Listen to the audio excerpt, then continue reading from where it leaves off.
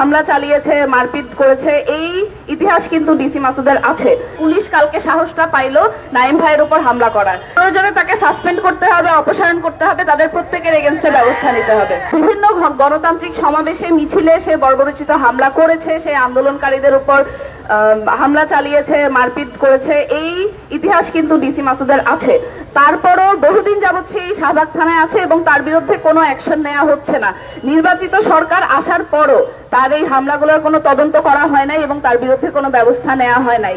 দ্বিতীয়ত যেই বিষয়টা, যে সাধারণত এই ধরনের ঘটনাগুলো যখন ঘটে তখন এটাকে একটা ন্যারেটিভ দাঁড় করানো হয় যে মাদকের বিরুদ্ধে অভিযান চালানো হচ্ছে, এবং আমাদের মন্ত্রী মহোদয়ও কিন্তু সেটাই বললেন যে মাদকের বিরুদ্ধে অভিযান চালাইতে হবে। রাত 12টায় কোনো তরুণ, কোনো কিশোর যদি এভাবে একা বাইরে থাকে তখন পুলিশ অবশ্যই তাকে ধরবে, অবশ্যই তাকে জেরা করবে। এবং সর্বশেষ তিনি বলেন যে তাতে যদি কোনো কনস্টিটিউশনাল রাইট লঙ্ঘন হয় আমরা সেটা পরে দেখব।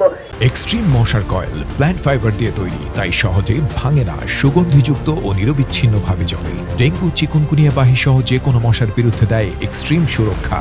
একজন মন্ত্রী এই কথা বলতেই পারে না যে কনস্টিটিউশনাল রাইট যদি লঙ্ঘন হয় আমরা সেটা পরে দেখব। সবার আগে তার সংবিধানকে আপহোল্ড করতে হবে, তারপর তার যদি কনসার্ন থাকে যুব সমাজকে নিয়ে সেটা সে তারপর ব্যক্ত করতে পারে। মন্ত্রীর এই ফুটেজখোর কথাবার্তা, এই ধরনের জাস্টিফিকেশন, লেজিটিমাইজেশন দেওয়ার কারণেই পুলিশ কালকে সাহসটা পাইলো নাইম ভাইয়ের উপর হামলা করার। আমাদের এখানে দাবি, হামলার সাথে যে কয়জন কনস্টেবল জড়িত ছিল এবং হামলার যে নির্দেশদাতা ছিল সরাসরি তাদের বিরুদ্ধে তদন্ত চালাইতে হবে। এফআইআর দায়ের করার পর তাদের এগেনস্টে তদন্ত চালাইতে হবে, এবং পূর্বেও তারা যেই ধরনের হামলার সাথে জড়িত ছিল, ক্রাইমের সাথে জড়িত ছিল, সেগুলোর এগেনস্টেও তদন্ত করতে হবে। করে প্রয়োজনে তাকে সাসপেন্ড করতে হবে, অপসারণ করতে হবে, তাদের প্রত্যেকের এগেনস্টে ব্যবস্থা নিতে হবে। ধন্যবাদ সবাইকে। অরুণ